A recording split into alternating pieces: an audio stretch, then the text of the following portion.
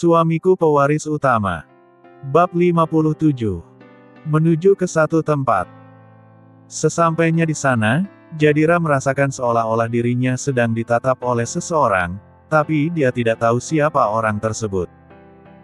Begitu juga dengan Calista adiknya itu. Peristiwa tertangkapnya puluhan orang suruhan peras itu, akhirnya sampai juga ke telinga Arnold. Hal itu membuat hatinya gusar tidak menentu. Bagaimana tidak gusar, kalau mereka membuka mulut, rahasianya akan terbongkar. Dan pembalasan pasti akan datang. Tapi apa yang ditakutkannya itu tidak terbukti, karena tak lama kemudian, peras bawahannya, sekaligus teman baiknya itu berkata, "Kau jangan khawatir Ar. Karena mereka tidak kenal siapa aku." Ujarnya menenangkan kegusaran sahabatnya itu. Lagi pula, mereka tidak pernah bertemu denganku. Nomor yang kugunakan untuk menghubungi ketuanya, bukan nomorku, tapi nomor orang lain. Ujarnya lagi. Jadi kau tidak perlu khawatir. Ucapnya berusaha menenangkan Arnold. Syukurlah kalau begitu. Aku cuma takut, kalau si Birawa itu tahu dalangnya adalah aku, habislah kita. Ucapnya dengan ekspresi khawatir. Aku rasa tidak akan seperti itu Ar. Karena orang-orang yang ditugaskan untuk mengacau di perusahaan tersebut, didapatkan dari orang suruhanku, tapi dia bukan karyawan perusahaan ini. Jadi tidak mungkin kita akan terlacak. Jawab Pras yakin. Apakah kau bisa menjamin, kalau tindakan kita ini tidak akan diketahui? Tanya Arnold masih saja khawatir. Aku jamin Ar. Jawabnya pasti. Baiklah aku percaya padamu. Respon Arnold sedikit tenang. Cuma yang kukhawatirkan adalah, orang-orang yang kususupkan ke sana, akan ketahuan, karena menurut informasi, gerak-gerik mereka sedang diawasi oleh para pengawal yang ditugaskan di perusahaan itu. Ucapnya lagi, yang kali ini sudah mulai khawatir juga. Merenung, lalu diam. Tapi tak lama sesudah itu, dia berkata kembali. Jadi kurasa, sebaiknya mereka kita tarik kembali, agar tidak tertangkap. Ucap Pras memberi usul.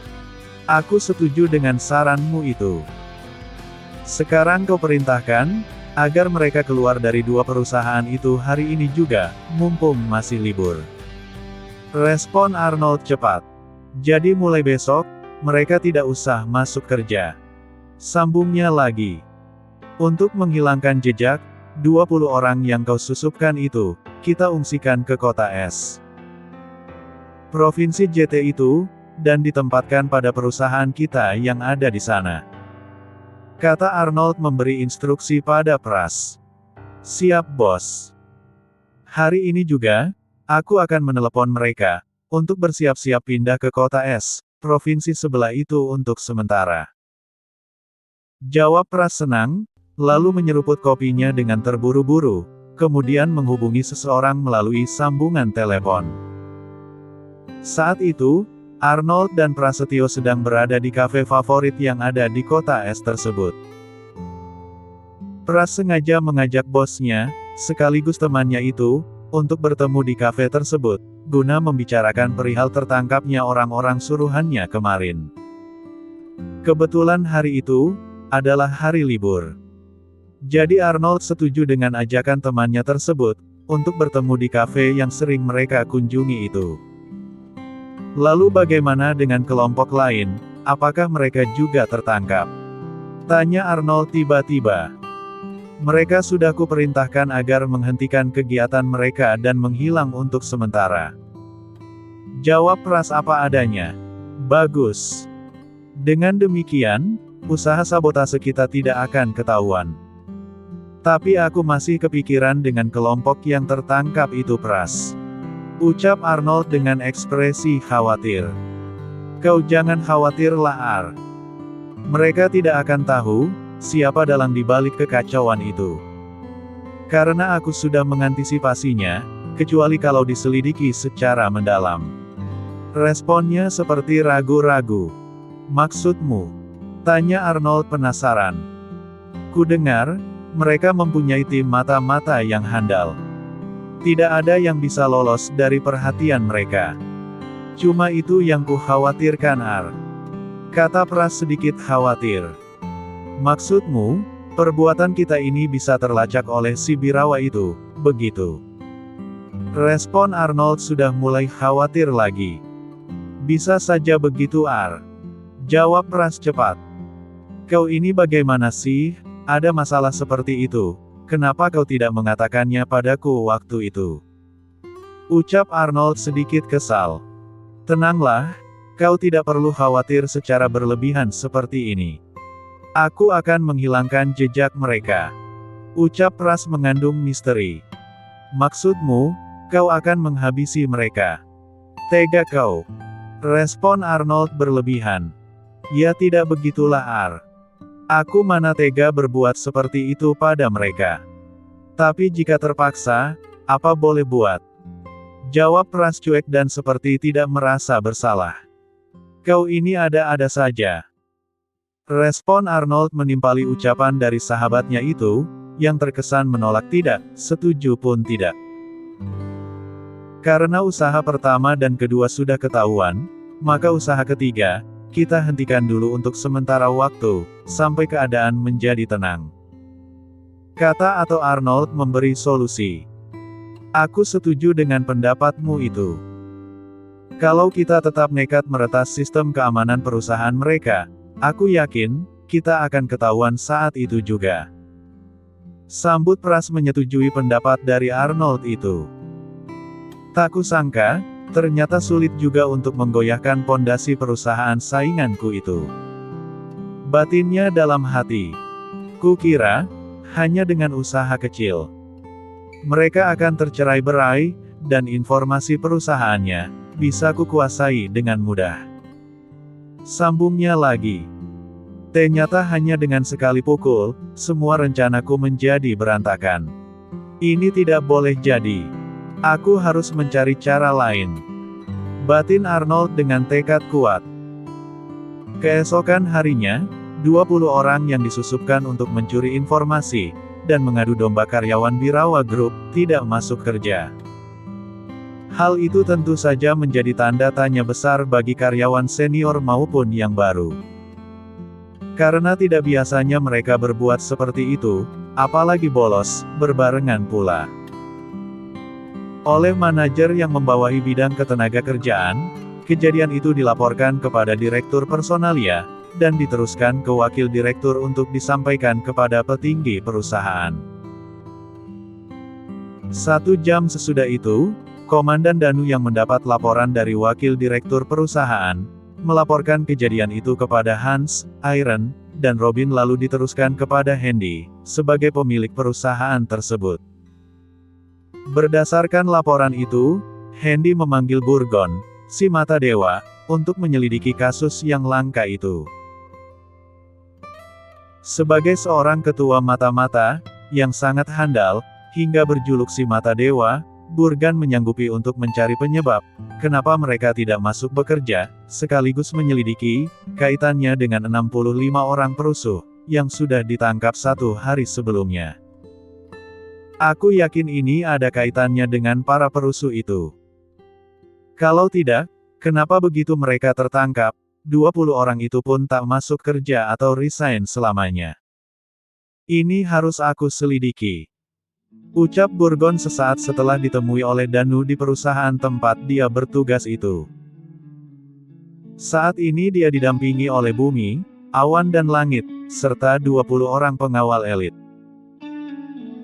Di dalam rombongan itu juga ada Erik, Anjani, 4 gadis karateka, 3 gadis Shanghai, dan 2 asasin, serta belasan pengawal elit lainnya. Burgon juga didampingi oleh 10 anak buahnya yang bertalenta tinggi. Jarang sekali kasus atau kejadian, yang luput dari pengamatan mereka. Maka ketika mendapat tugas dari Hendy, untuk pergi ke kota S, dia mengajak serta 10 anak buahnya itu, selain pengawal yang sudah disebutkan di atas. Di mana kau kurung para perusuh itu? Tanya Burgon dengan wajah serius. Oh, mereka saat ini ada gudang kosong, yang biasa digunakan oleh karyawan untuk tidur sehabis lembur. Jawab Danu cepat. Bawa kami ke sana. Sambut Burgon cepat. Baik bos. Respon Danu patuh. Hanya membutuhkan waktu sekitar 1 menit, Burgon dan anak buahnya itu sudah sampai di tempat yang ditunjukkan tadi. Begitu mereka sampai, pintu gudang tersebut baru dibuka. Maka terlihatlah puluhan orang laki-laki yang sedang berbaring di lantai, dengan beralaskan tikar tipis tanpa bantal. Bari, sebagai ketua kelompok tersebut, berusaha berdiri dari duduknya, kemudian bersiap-siap menunggu kedatangan Burgon dan anak buahnya itu, dengan tanda tanya besar muncul di kepalanya. Sesampainya Burgon di hadapan Bari, dia langsung bertanya dengan intonasi tinggi. "Apakah kau ketuanya?" Tanya Burgon dingin. "Benar bos." Jawab Bari cepat. "Aku tidak suka bertanya 2 kali. Jawab dengan jujur. Apa hubungan kalian dengan 20 orang karyawan yang disusupkan oleh orang yang membayarmu itu?" Tanya Burgon dengan aura mengintimidasi. "Sejujurnya aku tidak kenal dengan mereka, tapi orang yang membayarku berkata, bahwa kami tidak boleh mengganggu mereka." Jawab Bari apa adanya. "Kalau kau tidak kenal dengan mereka, bagaimana kau bisa membedakan, mana yang karyawan asli dan karyawan mata-mata?" Tanya Burgon lagi. "Dari gelang yang mereka pakai, kami jadi bisa mengenali, mana orang-orang yang disusupkan oleh pembayar kami itu." Jawab Bari terlalu jujur, mungkin takut dihabisi. "Berarti gelang tersebut sama seperti yang kau pakai. Benarkah itu?" Tanya Burgon sudah mulai mendapat petunjuk. "Bener bos. Gelang inilah yang menjadi pertanda, agar kami bisa saling memberi informasi." Jawabnya jujur. "Kalau begitu kau kenal dengan orang yang telah membayarmu itu, atau setidaknya pernah bertemu dengannya?" Tanya Burgon terus menyudutkan posisi Bari. "Sungguh kami tidak kenal siapa orang itu bos, apalagi ketemu. Jadi percuma kalau bos menanyakan tentangnya padaku, juga pada mereka, karena kami tak tahu siapa orang itu." Jawab Bari tidak ragu-ragu. "Dengan cara apa kau diperintahkan untuk membuat kekacauan di perusahaan ini?" Tanya Burgon sudah mulai kesal. "Orang tersebut menghubungiku melalui telepon." Jawab Bari cepat. "Tunjukkan nomornya, atau kau hubungi orang itu sekarang." Perintah Burgon tegas. "Semua handphone kami sudah disita oleh komandan itu." Jawab Bari sambil menunjuk ke arah Danu. Burgon mengikuti arah telunjuk Bari dan menemukan, bahwa orang yang sedang ditunjuk oleh Bari tersebut adalah Danu. "Cepat kau berikan handphonenya." Perintah bos. Danu tidak menjawab atau mengangguk, dia hanya memberi kode kepada anak buahnya, untuk mengambil handphone milik Bari. Karena mereka tidak tahu mana handphone milik Bari itu, maka seluruh handphone yang telah disita diberikan padanya untuk dipilih. Sesaat kemudian, Bari sudah menghubungi orang yang telah membayarnya tersebut, tetapi nomornya tidak aktif, dicoba berkali-kali juga tidak tersambung. Burgon merasa kesal, hingga merebut handphone milik Bari secara paksa, lalu memeriksa nomornya untuk disalin. Setelah disalin, dia mengirimkan nomor tersebut kepada Rams, untuk dicari informasi, siapa pemilik nomor tersebut.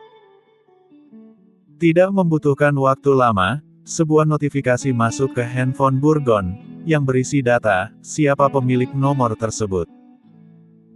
Di dalam notifikasi itu disebutkan, bahwa pemilik nomor itu adalah seorang perempuan, yang berdomisili di kota S ini juga.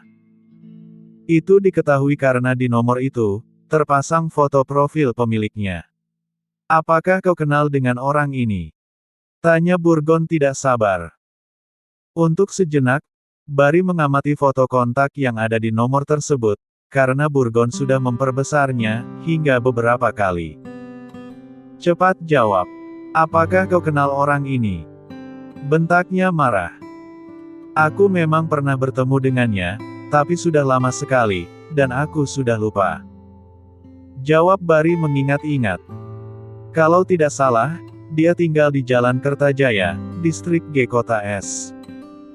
Ucap Bari cukup jelas. Baiklah. Untuk sementara, kalian masih tetap kami tahan, sampai kami menemukan, siapa orang yang telah membayar kalian itu. Ucapnya dingin, lalu pergi dari tempat itu dengan langkah cepat. Permisi Bu. Maaf kalau kami mengganggu. Apakah Ibu mengenal orang ini? Tanya Anjani dengan suara ramah dan lembut, sambil menunjukkan gambar seseorang, yang sudah dicetak besar, di selembar kertas berwarna putih. Ibu tidak kenal. Jawabnya ketus, tapi terbersit ekspresi seperti ketakutan di wajahnya. Ibu tidak usah takut pada kami. Kami semua adalah teman dari perempuan ini. Ucap Anjani masih bersikap lembut, tapi mengandung kebohongan. Wanita parubaya yang tadi ditanya oleh Anjani tidak menyahut, atau melihat ke arahnya, tapi kepalanya menoleh ke kanan dan ke kiri, seperti ingin mencari sesuatu. Sikapnya yang seperti itu, tentu saja membuat kening Anjani dan teman-temannya menjadi berkerut. Sementara Burgon, yang menjadi ketua dalam rombongan itu, hanya diam saja. Dia memang sengaja mempercayakan tugas itu kepada Anjani, karena yang akan ditanya adalah seorang wanita parubaya, yang tentu saja jika dihampiri oleh seorang wanita, tentu sikapnya mungkin beda. Tapi ternyata, perkiraan Burgon salah. Wanita itu malah dengan ketus menjawab pertanyaan dari Anjani.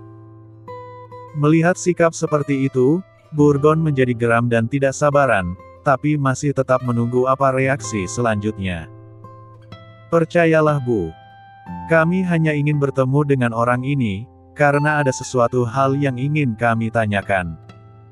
Kami bukan orang jahat. Ucap Anjani masih tetap meyakinkan wanita paruh baya itu. Siapa sebenarnya kalian? Dan kenapa kalian mencari anakku? Tanya perempuan paruh baya itu menyelidik. Ternyata perempuan yang ada dalam gambar ini adalah anak ibu, sangat kebetulan sekali. Ucap Anjani senang, tapi tidak menjawab pertanyaan dari wanita itu.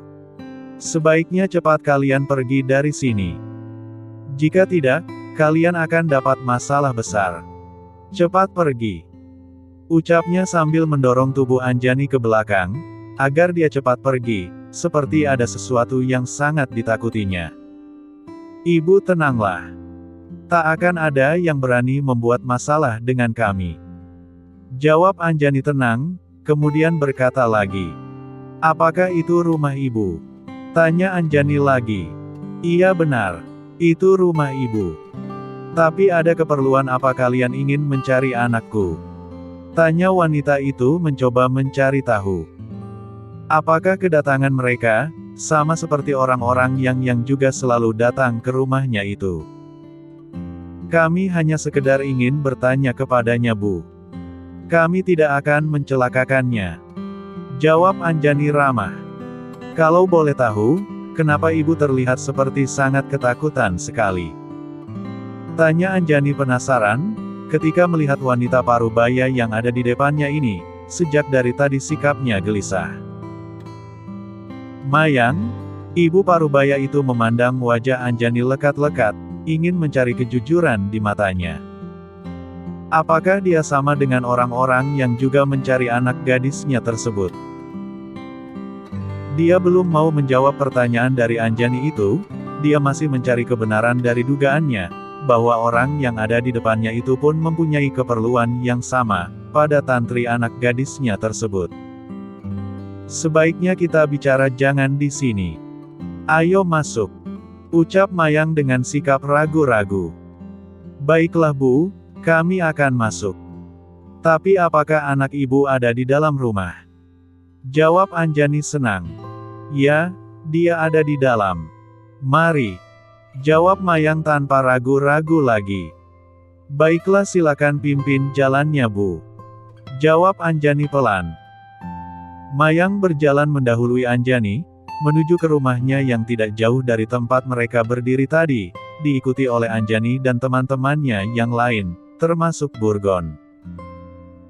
Tapi tidak semua pengawal-pengawal itu pergi mengikuti bosnya tersebut, mereka masih tetap berada di tempatnya semula, untuk berjaga-jaga saja.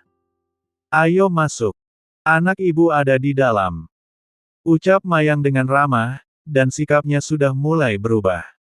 "Terima kasih Bu," jawab Anjani sopan sambil tersenyum. Ling Chia, Ling Hua dan Ling Ma ikut masuk ke dalam.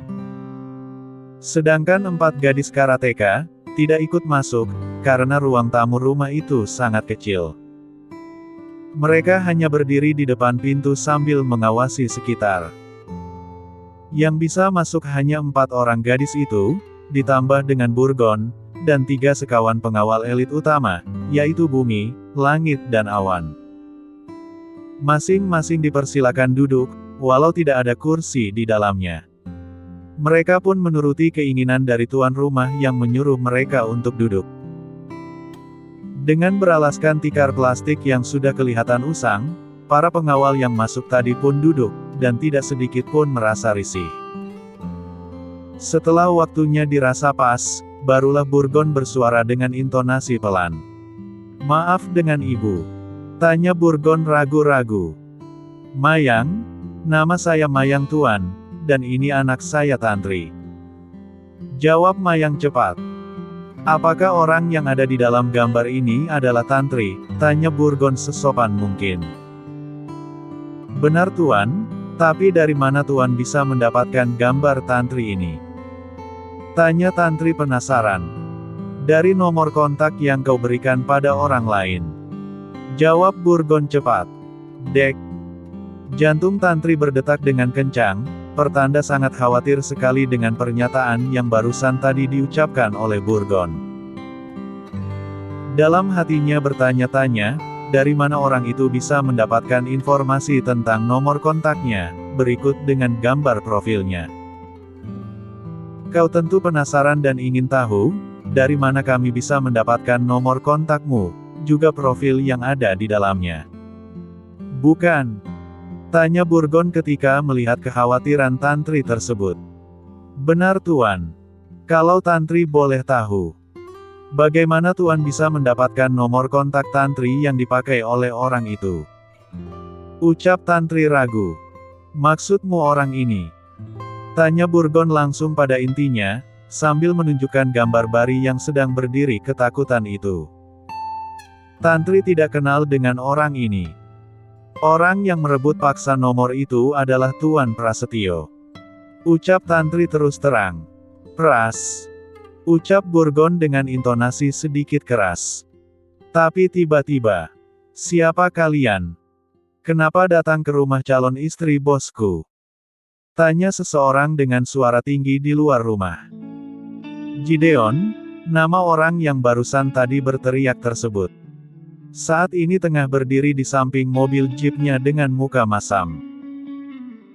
Di belakang juga samping kanan dan kirinya, berdiri puluhan orang bermuka sangar dan tak bersahabat, sedang menatap rombongan Burgon tersebut dengan tatapan maut.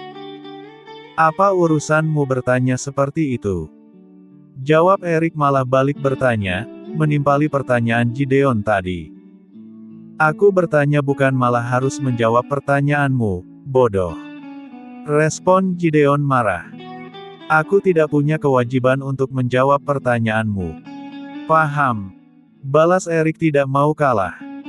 "Kurang ajar," ucap Gideon marah, sambil berlari cepat mendekati Erik, yang tak jauh darinya itu, dan "Hia, buk, buk, des, hanya dengan sekali pukul, tubuh Gideon terpental balik, akibat posisinya yang tidak menguntungkan itu. Pukulan yang dilancarkan oleh Gideon, dengan mudah dihindari oleh Erik, bahkan pukulan Erik, telak masuk mengenai dadanya, hingga membuat nafasnya sesak. Sikap sombongnya itu, seperti senjata makan tuan, dia kira Erik itu lemah. Mentang-mentang jumlah bawahannya jauh lebih banyak dari orang-orangnya Erik, maka dia bersikap sombong seperti itu. Tapi begitu berhadapan langsung dengan Erik, baru dia tahu kekuatan lawan yang sebenarnya.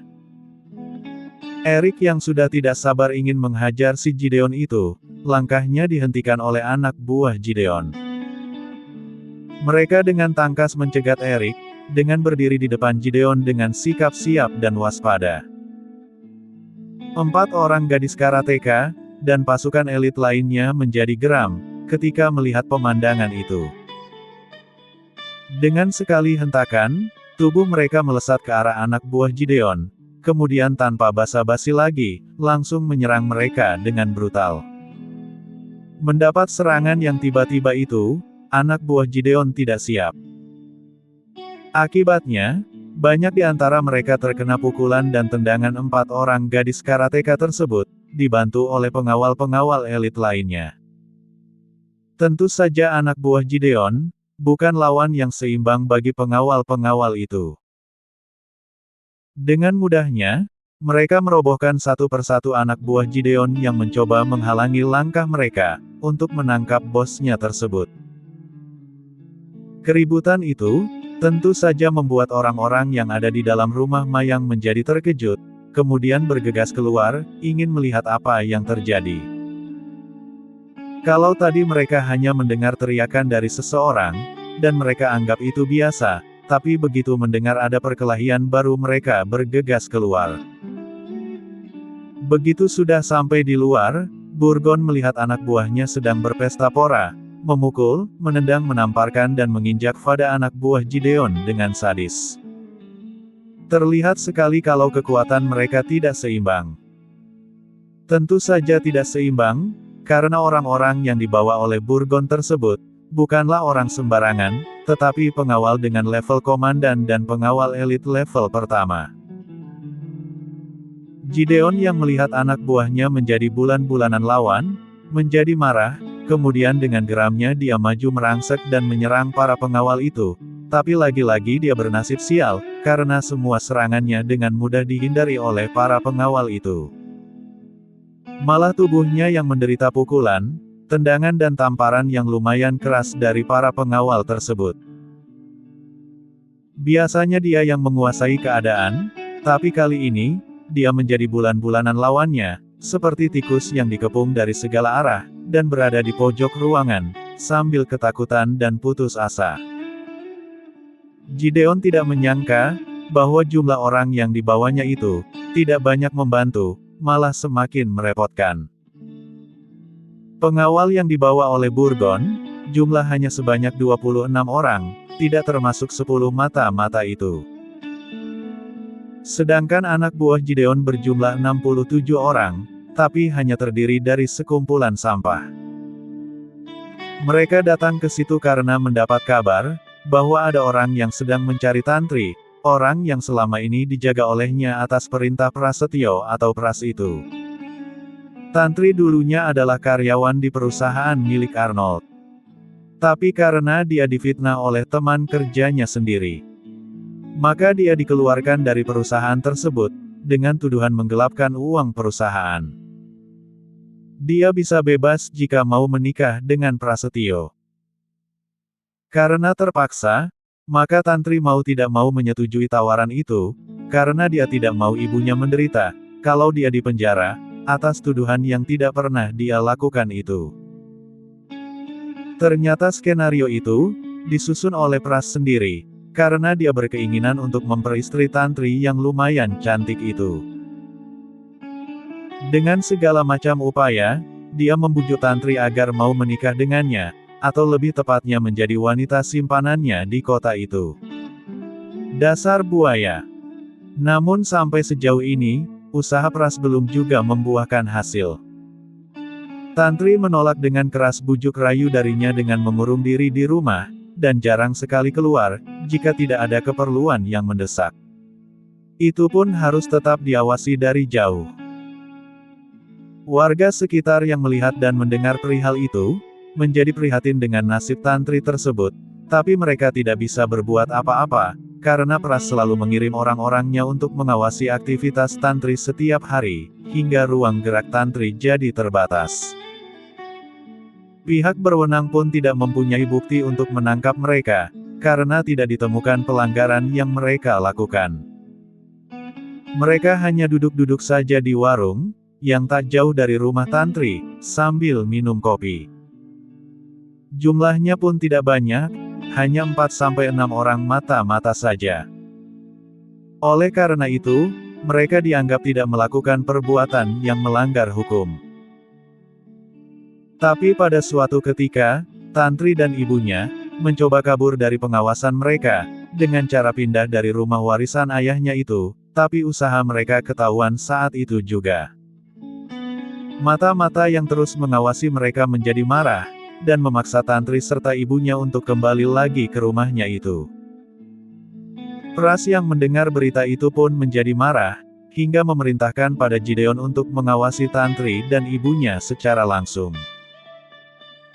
Sama seperti saat ini, ketika Burgon dan orang-orangnya datang, orang suruhan Pras itu pun datang, walau sedikit terlambat, tapi tetap masih bertemu dengan Burgon dan orang-orangnya itu.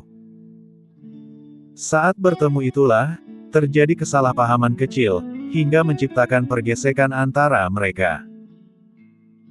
Tapi walaupun pergesekan kecil, namun akibatnya cukup fatal, di mana Gideon dan seluruh anak buahnya, sekarang sedang tergeletak di tanah tidak berdaya. Saat itulah Burgon datang, dengan didampingi oleh awan langit dan bumi serta Erik.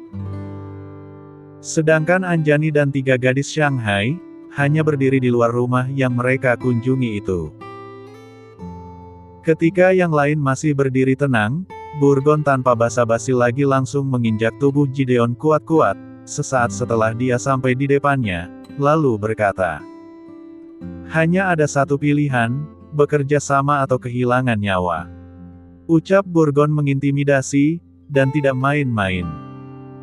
Karena sudah merasakan bagaimana kuatnya Erik dan kawan-kawannya itu, Gideon tidak mau bersikap sombong lagi, langsung saja dia berkata, "Orang yang membayarku adalah Prasetyo, seorang direktur di sebuah perusahaan besar kota ini, pemiliknya adalah Tuan Arnold." Jawab Gideon tanpa ditutup-tutupi lagi. "Arnold?" Ucap Burgon seperti pernah mengenal orang itu. "Cepat hubungi sahabatku Rams itu, dan minta untuk mencari informasi tentang si Arnold itu." Perintah Burgon pada Erik. Beberapa saat kemudian, di layar handphone milik Burgon, terpampang semua informasi tentang Arnold dan perusahaannya itu. Di notifikasi itu juga ada menyebutkan, bahwa Arnold adalah musuh bebuyutan Tuan Birawa sejak lama. Kalau si Prasetyo itu orangnya Arnold, berarti orang yang mengirim Bari dan anak buahnya itu kemungkinan dia. Gumam Burgon senang. "Apakah kau kenal dengan Bari?" tanya Burgon tiba-tiba. "Bagaimana Anda bisa mengenal si Bari itu?" Ucap Gideon malah balik bertanya. "Aku bertanya padamu, kenal atau tidak?" bentak Burgon marah.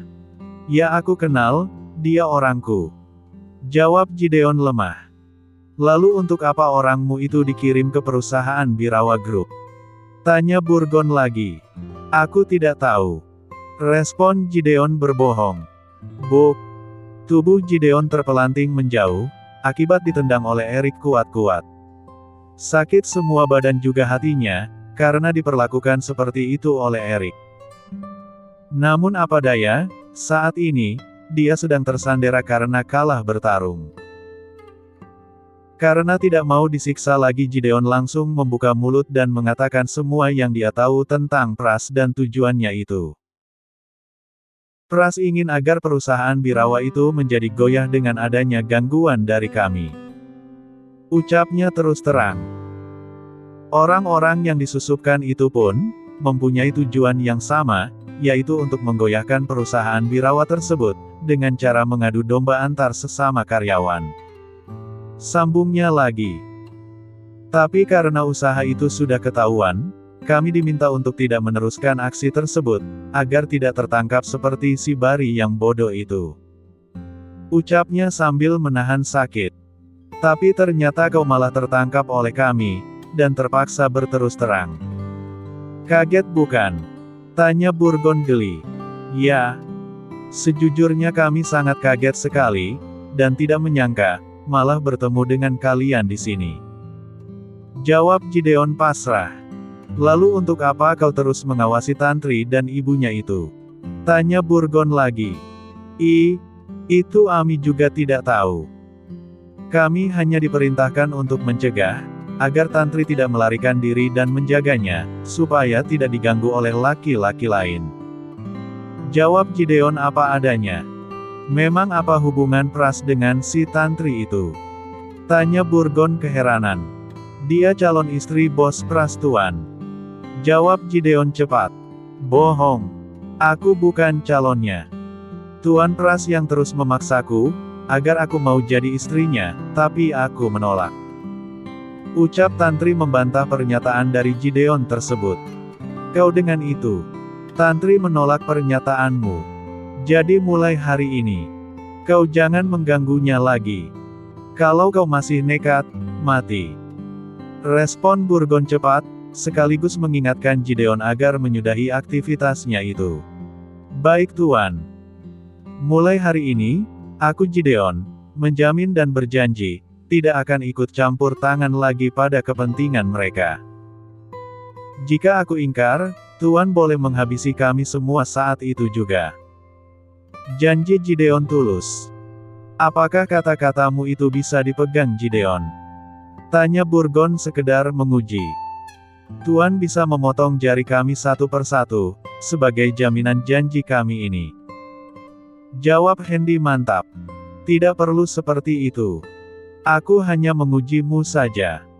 Jawab Burgon sambil tersenyum ramah. Kalau boleh tahu, siapakah tuan-tuan dan nona-nona ini?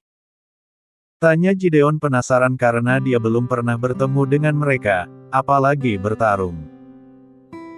Aku Burgon, pengawal utama keluarga Tuan Mahesa Birawa dan Tuan Muda Hendy. Mereka itu adalah komandan dan pengawal elit keluarga itu. Jawab Burgon terus tenang. Bro. Gideon yang sudah berdiri walau sempoyongan, menjatuhkan diri kembali dengan cara menempelkan lututnya di atas tanah, diikuti oleh seluruh anak buahnya itu, walau masih belum bisa duduk tegak lalu berkata. Sungguh kami bodoh, tidak tahu tingginya langit, yang sedang berdiri kokoh di hadapan kami. Ujarnya merendah. Untuk itu, mohon pengampunan dari Tuan, agar berbelas kasihan pada kami. Ucap Gideon tulus. Baik. Untuk kali ini. Kalian ku ampuni, tapi jika lain kali ku dengar kalian menyusahkan gadis itu, juga ibunya lagi, maka aku jamin, kau dan seluruh anak buahmu pasti mati. Jawab Burgon tegas. Terima kasih Tuan. Pelajaran ini akan menjadi pegangan kami agar tidak salah langkah ke depannya. Sambut Gideon tulus, lalu berdiri dan meminta izin untuk menolong anak buahnya itu. Apakah kau tahu di mana si Pras itu tinggal? Tanya Burgon sesaat setelah Gideon dan anak buahnya meninggalkan rumah Tantri. Tahu Tuan. Dia tinggal di jalan Mi perumahan mewah itu. Jawab Tantri lancar. Kalau perumahan itu sedikit sulit untuk dimasuki, karena sistem keamanannya cukup ketat. 24 jam dijaga secara bergantian. Sambung Tantri lagi, seperti sudah hafal dengan lokasi yang dimaksud. Ternyata begitu. Cepat cari jadwal dan kebiasaannya ketika keluar dari perumahan itu. Aku ingin bertemu dengannya secara langsung, karena banyak yang ingin aku tanyakan padanya. Ucap Burgon memberi perintah pada 10 mata-mata yang dibawanya itu. Baik bos. Jawab mereka serempak, kemudian mulai bergerak untuk melaksanakan perintah itu, tapi... Tunggu Tuan, kebiasaannya jika hari telah beranjak sore seperti ini, adalah duduk di kafe favoritnya itu, bersama dengan Tuan Arnold. Ucap Tantri mencoba memberi solusi. Kafe mana yang kau maksudkan itu Tantri? Tanya Burgon penasaran. Kafe Hatuan. Letaknya di Jalan S, Distrik G. Disitulah Tuan Pras selalu nongkrong. Jawab Tantri cukup jelas. Baiklah Tantri dan Ibu Mayang. Terima kasih atas kerjasamanya. Semoga setelah ini kehidupan kalian akan membaik. Ucap Burgon merasa puas. Kami yang seharusnya berterima kasih pada Tuan, karena telah membebaskan kami dari situasi yang serba salah itu. Sambut Ibu Mayang senang. Burgon dan beberapa anak buahnya, langsung meluncur ke kafe yang ditunjukkan oleh Tantri tadi. Sedangkan pengawal elit lain, sudah pergi duluan ke kafe tersebut, dan menyamar sebagai pelanggan biasa. Kondisi itu didukung oleh penampilan mereka yang tidak terlalu glamor dalam berpakaian, jadi kedatangan mereka tidak terlalu mencolok. Tapi karena mereka orang baru, dan datangnya pun secara bergerombol, walau sekali masuk terdiri dari 4-6 orang, tetap saja menjadi perhatian para pengunjung lain, apalagi bagi pemilik kafe itu. Tak lama kemudian, Burgon awan, langit dan bumi ikut masuk ke dalam kafe tersebut. Benar saja. Saat ini Pras sedang duduk sendiri sambil menikmati kopi kesukaannya itu, sambil pikirannya melayang kemana-mana. Hal itu terlihat jelas, karena setelah selesai minum itu, tangannya diletakkan di dagu, dengan jari-jarinya berada di pipi.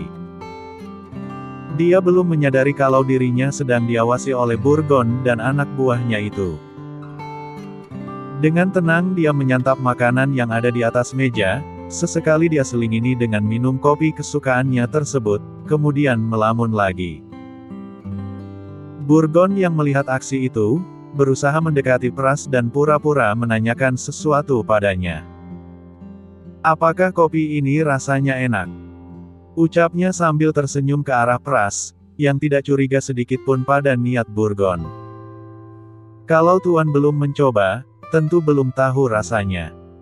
Jawab Pras sambil membalas senyum Burgon itu. Sepertinya memang enak. Dari aromanya saja sudah diketahui bahwa rasanya pasti lezat. Respon Burgon, berpura-pura memuji rasa kopi yang diminum oleh Pras tersebut. Mari duduk di sini. Kebetulan temanku tidak bisa datang. Jadi mungkin Anda penyuka kopi seperti saya. Silakan. Ucap Pras senang. Oh terima kasih. Tapi aku tidak sendiri. Kebetulan aku datang dengan ketiga temanku itu, sambut Burgon berpura-pura baik. Tidak masalah. Masih ada 5 kursi kosong di sini. Pelayan, tolong bawa kopi lagi ke sini. Cepat. Perintahnya pada pelayan kafe. Kalau boleh tahu, sepertinya Anda orang baru di sini, benarkah begitu? Tanya Pras mencoba bersikap ramah. Benar sekali, kami memang orang baru, dan belum tahu situasi di kota es ini. Jika berkenan, bisakah Anda membawa kami untuk berburu di kota ini? Jawab Burgon penuh kiasan. Berburu? Maksudnya? Respon Pras kebingungan. Bersambung.